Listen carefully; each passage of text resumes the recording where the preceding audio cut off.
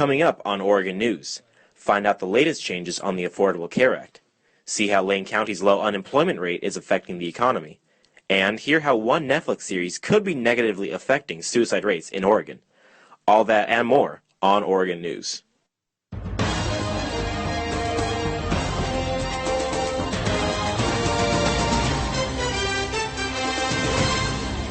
Welcome to Oregon News. I'm Arun Araradian.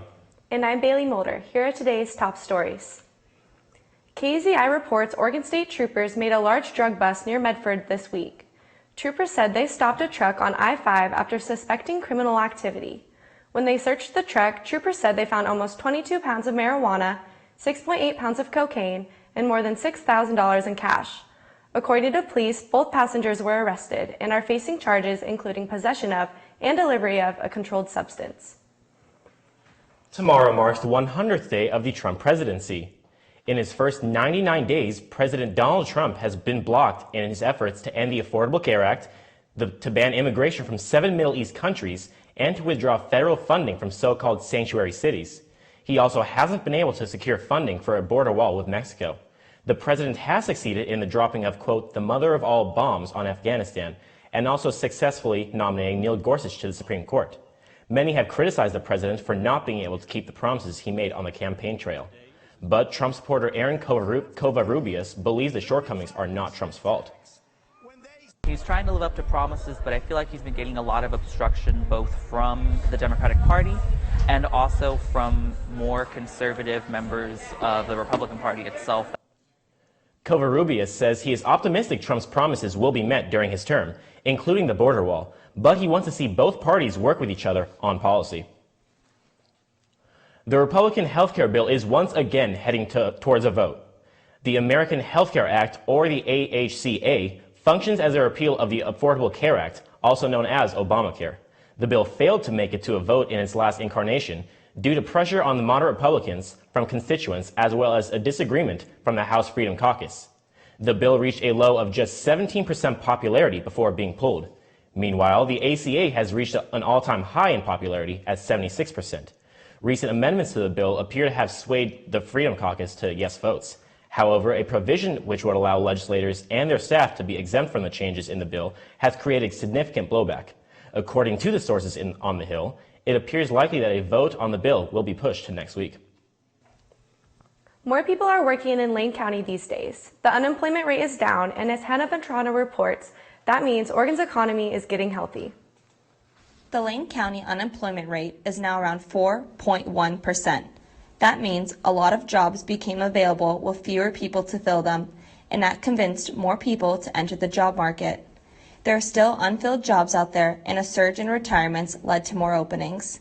Those retirements create an opportunity for the unemployed because people need to be replaced. Regional labor economist Brian Rooney says there's a heavy increase in construction and healthcare, more specifically the student housing projects. That really helped kind of kickstart the construction industry a few years ago. David Ott Beckham is helping to build the new dorm at the University of Oregon. He says it does not look like he's going to run out of work anytime soon. And our project load throughout the university has stayed pretty constant. Even since 2008, we've seen an increase in project load. The downside of a low unemployment rate means it can force employers to offer higher wages and benefits, and while that can be good for workers, it may be bad for the bottom line. Rooney explains that Oregon's economy is setting the bar across the country. For the past couple of years, Oregon's economy has been growing faster in terms of jobs than most other states in the nation. Reporting for Oregon News, I'm Hannah Petrano. Rooney says in an economy that is becoming more reliant on technology, he hopes skilled jobs will be filled more easily. Lane Community College hasn't felt the benefits of an improving economy. LCC is facing a $10 million deficit and now plans to cut programs. Jasmine Cookson reports on how the changes will affect students. Lane Community College is facing a $10 million budget deficit. Since 2012, enrollment has dropped by 40%. This, as well as a lack of government funding, is forcing LCC to cut programs and increase tuition fees to close the gap. Proposed changes include a $5 per credit tuition increase and cutting courses such as early childhood education, respiratory care, and watershed science.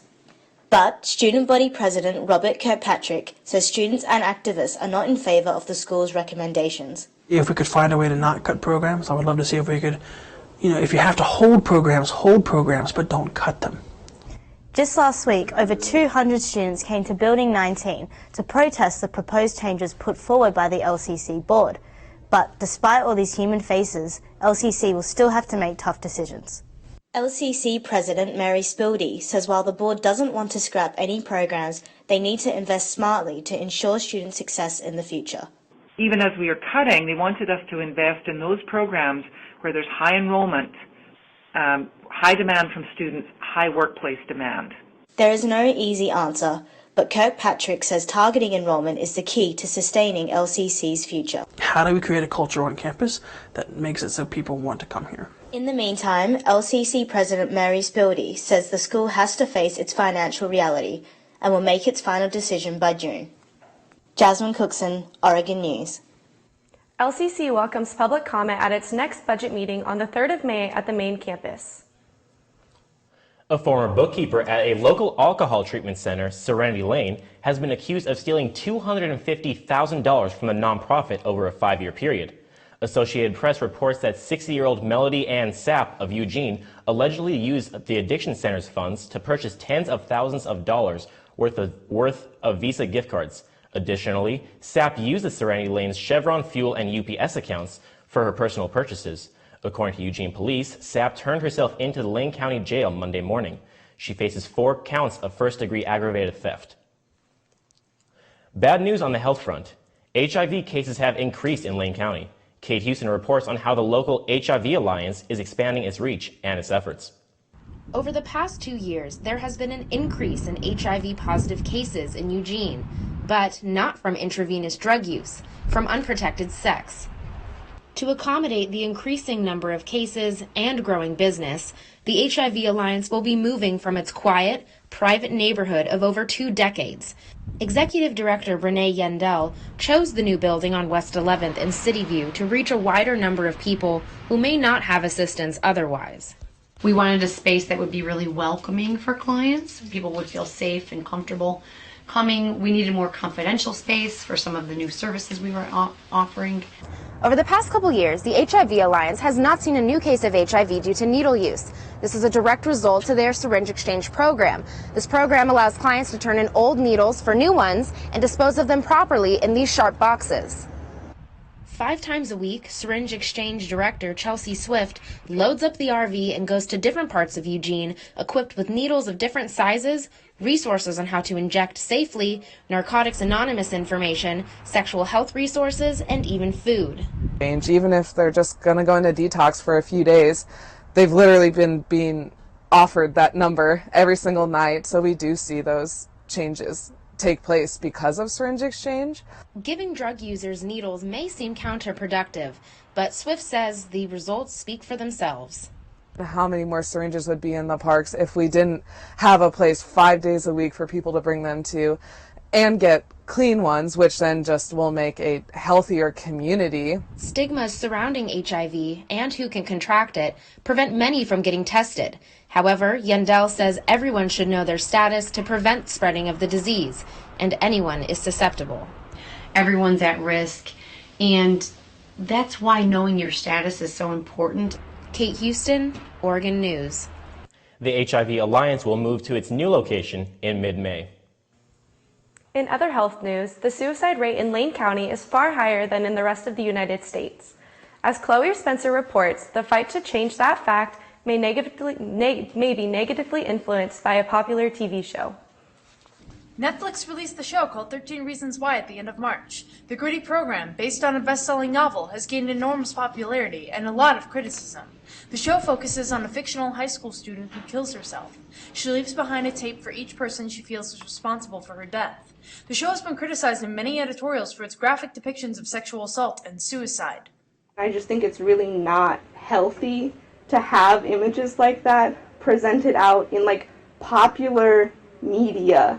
Responding to such criticism, show writer Nick Sheff says his own suicide attempt influenced his script. Writing in Vanity Fair, he said, "It seemed to me the perfect opportunity to show what an actual suicide really looks like, to dispel the myth of the quiet drifting off." One BuzzFeed article cites several studies indicating that explicit depictions of suicide actually increase the rate of suicide using the method described. Lane County residents may be particularly at risk. The county has a 40% higher suicide rate than the rest of the nation, with an average of 1 suicide per week. A local crisis intervention organization is taken to the streets to fight that statistic. You see that place right behind me? That's the Art Space building. Every Wednesday from 4:30 to 6:30 p.m. in that building, Kahoot staff offer free confidential counseling resources for Springfield students and their families.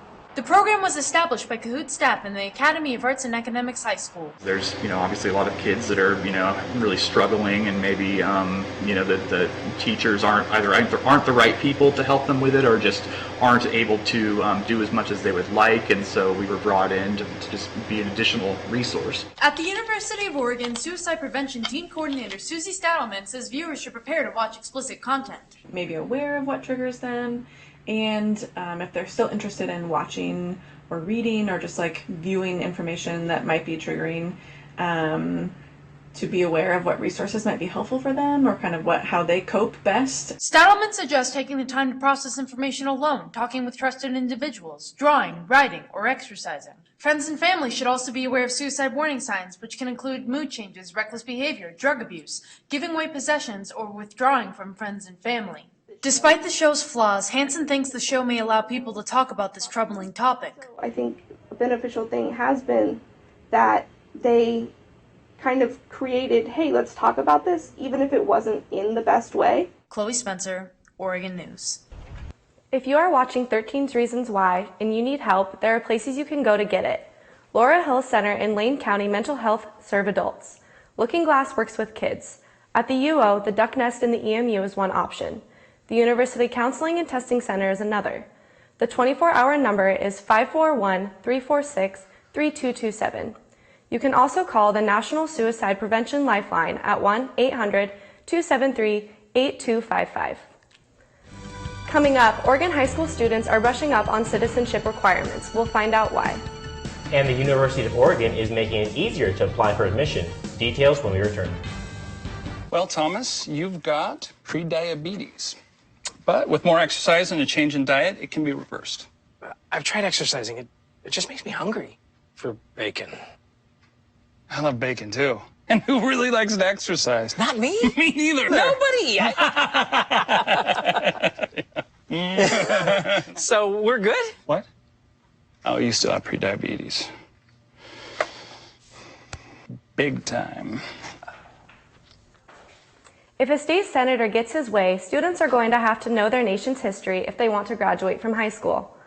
The Senate is considering a bill that will require passing a nationalization test in order to graduate. This test would be given the same one that immigrants take before they can become U.S. citizens. The bill is designed to raise civic literacy. The bill was introduced at the request of former state senator Bruce Starr of Hillsborough. Starr tells the Oregonian students would be able to retake the test as many times as they need. But don't worry, high schoolers. Starr also told the Oregonian that the test is very easy to pass. Deciding on a major just got more stressful for University of Oregon students. The UO Faculty Senate decided Wednesday that students will have to declare a major by the spring term of their sophomore year. This new rule is designed to help advisors find students who are struggling. Students won't be able to register if they haven't declared their major and will have to talk to an advisor.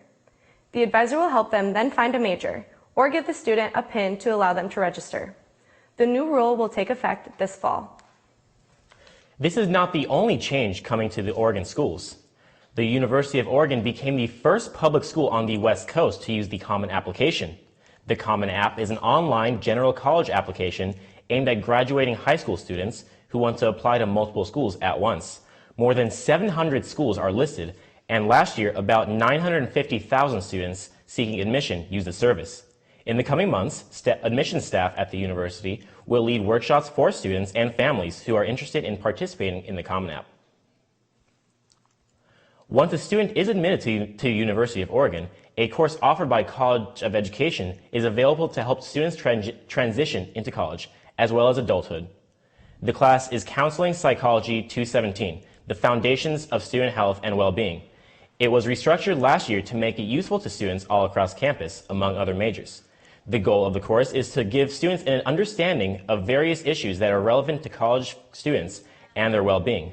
Some of the topics include sleep, nutrition, alcohol consumption, and stress management. Instructor Amala Shetty first taught the class during winter quarter 2016. I think it's a good class to be able to take, since it does provide some of these practical tools that you can use. Students in their first or second year of college are encouraged to take the class, and the course is open to all undergraduate students. Oregon Governor Kate Brown is telling public colleges that they cannot raise tuition more than 5%. However, this poses as a problem for the University of Oregon. In February, the university announced it would be raising tuition 10%. For in-state students, the 10% increase would raise tuition to more than $13,000. With Governor Brown's proposal, the 5% increase would make tuition about $12,000. For out-of-state students, the proposed 3% increase would raise their tuition to more than $35,000. A lot of things were different this year for the student body elections at the University of Oregon. Students had less than 1 day to cast their votes. There was very little campaigning on campus. Fewer than 4% of the student body voted, and there was only one slate of candidates on the ballot. The new student body president, Amy Shank, says she sees both sides of the issue. It's unprecedented in the sense of this year we're finally realizing student body is such a stigma, student body government of let's put thousands of dollars into campaigns just to get a position. And in my eyes, that's not advocating for students, that's advocating for yourself, which is great in a sense because you do have to do advocacy for yourself to maybe heighten the voices of your community. But in this day and age, I think it's absolutely vital that we're not divided efforts as students. The winning slate campaigned on issues of inclusivity, accessibility, and affordability. Shank also says the UO4U is the first all-female slate to win. Sexual assault survivors and their supporters came together for the annual Take Back the Night March last night. Because no one is free The event started in 1976 and continues to focus awareness on sexual assault. This year, the event started at the UO's EMU and ended in downtown Eugene. According to the Rape, Abuse, Incest National Network, also known as RAIN, 11.2% of college students will experience rape or sexual assault through physical force, violence, or incapacitation. With 2 days left in Sexual Assault Awareness Month, the Solidarity Project set up a canvas for students to share their support for each other. The wall has been up all week and is now covered with hundreds of messages of love and support. For sexual assault survivor Gabriella Schwartz, the wall touched her profoundly. I walked around the wall crying just because it's like, wow, there's a community of people who care. In addition to the wall, the Solidarity Project handed out love letters written by local author Ty Gibson. In the name of safety, the University of Oregon is putting up a lot more lights. 78 locations will see lighting improvements. Some of the new lights are already installed, with more to be expected to be shining at the end of the school year. And these new light bulbs will be energy efficient. All of the lights used will be LED bulbs. Both the education and music buildings will get about 12 more lights. The UO Science Library is not a building in need of new lights. The structure recently won an international award for library design. The 48,000 square foot underground library was given a facelift with 2-story glass windows that illuminate the study area. The UO's Price Science Library is one of 7 libraries being honored worldwide. It now joins the Boston and New York public libraries on the international stage. Since the remodel, the Science Library use has doubled, with many students praising the fact that they no longer have to study underground. Coming up on our sports broadcast, Oregon football culture has changed with the new coach. We'll tell you how. And hear how men's basketball plans to grow after losing some star players. Your son wants to get a cat, but you're allergic. Do you A, prepare yourself,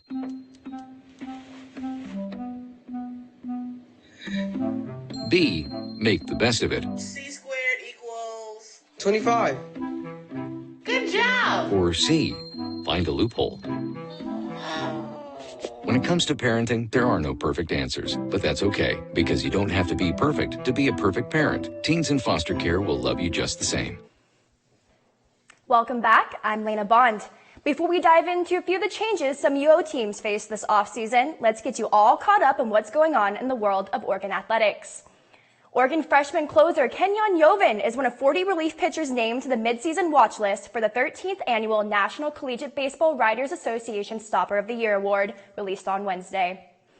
Yovan, who hails from our very own Beaverton, Oregon, leads the Pac-12 conference, is tied for 4th in the nation with 12 saves. Also, Yovan, who is just one of 4 freshmen on the list, has struck out 25 while just walking 2 batters in 20.1 innings pitched. Stopper of the Year finalists will be announced June 7th.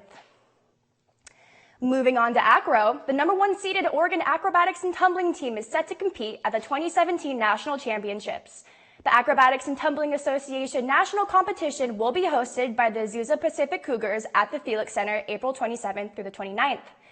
In hopes of claiming the program's 5th national title, the Ducks will square off against the number 8 King University Tornado in Thursday's quarterfinals at 2 p.m. Moving on to the hardwood, it's been a short offseason for Oregon men's basketball coach Dana Altman, but an active one, as he's working to add 4 to 5 more scholarship players to the roster by the start of next season. Altman and the Ducks took a big step forward in that effort on Monday, landing 24/7 Sports 4-star power forward Kenny Wooten Jr., rated the nation's 89th best prospect. Las Vegas native Wooten averaged 13.6 points, 1.7 assists, 11 rebounds, and 4 blocks per game in high school. Sounds a little Jordan Bell-esque, doesn't it? With Wooten's commitment, Oregon has a recruiting class that is flirting with top 10 status, as he joins 5-star small forward Troy Brown Jr. and 4-star wings VJ Bailey and Abu Kajib. Basketball isn't the only program at Oregon undergoing some serious changes this offseason. This Saturday, students and fans alike will push through Autson's gates to watch some Ducks football once again at the annual spring game. But this won't be the same team we all saw last fall. Ever since Mark Helfrich was fired back in November, the culture around Oregon football has been flipped upside down and turned inside out under the new do-something system of head coach Willie Taggart. Reporter Armin Arradian has more. Ever since Mark Helfrich was fired back in November, Oregon football has seen a ton of changes. Willie Taggart was brought in from USF to be the next head coach, along with his staff from all around the country from programs like Alabama and Colorado. Win the Day has been replaced by Do Something, and the program's culture has seen sweeping changes. Players like wideout Darren Carrington have already started to notice the changes. They definitely instill that new intensity of just butting heads and just having that camaraderie and competing against each other every time. The new staff hasn't only changed the way they approach their jobs on the field. Taggart staff heavily uses Twitter and other social media to connect with their players and engage with recruits off the field. Taggart himself has even said that he plays a Madden video game with the team. Running back Royce Freeman explains how that helps the team bond. It just shows them trying to bond with the players, trying to make connections, just trying to be on our level for once. I mean, it's different seeing that from coaches. Armin Arradian, Oregon News. Thanks, Armin. Hey, Kendra, is it going to rain on our Ducks this Saturday for the spring game? No, Lena. The rain is actually taking a rain check this weekend. For those who are heading into town for the game, here's what the weekend forecast will look like for Eugene. Friday will be cloudy with times of sun. Saturday will be mostly sunny, so if you're planning on coming to the game, you will finally break out those sunglasses again. But sadly, the spring sunshine will fall back to cloudy skies on Sunday with highs in the upper 50s and lows in the 40s. If you're traveling to Las Vegas, like I wish I was, pack sunscreen and shorts because it's going to be sunny all 3 days. Friday and Saturday will be highs in the upper 70s and lows in the 50s. Sunday will be warmer with highs in the 80s and lows in the 60s. If you're staying in Oregon and heading up to Portland this weekend, Friday and Saturday will be mainly cloudy with highs in the 60s and lows in the 40s. Saturday will have a slight shower, so I'd recommend bringing a rain jacket. If you're thinking about a Little Beach getaway, Newport weather will look similar to Eugene, with clouds all weekend. That's it for weather. Back to the anchor desk. Thanks, Kendra. This past winter's weather has been harsh for our bee population. Coming up after the break, learn what all the buzz is about. And we'll fill you in on why local artists are creating bowls for a cause. I'll never forget the day our landlord called and said, read your lease. No pets allowed. My owner tells him my dog ate the lease, but that didn't work. And now I'm stuck in a shelter. But this pit bull is ready for a new crib. I'm loving, loyal, and play well with others. So don't be intimidated by all my muscles, because the biggest one I have is my heart.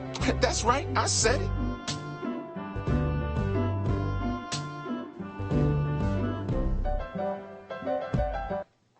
The new buzz in Eugene is thanks to one local company. Reporter Lena Bond says the honey company, Glory Bee, offered the community a sweet deal.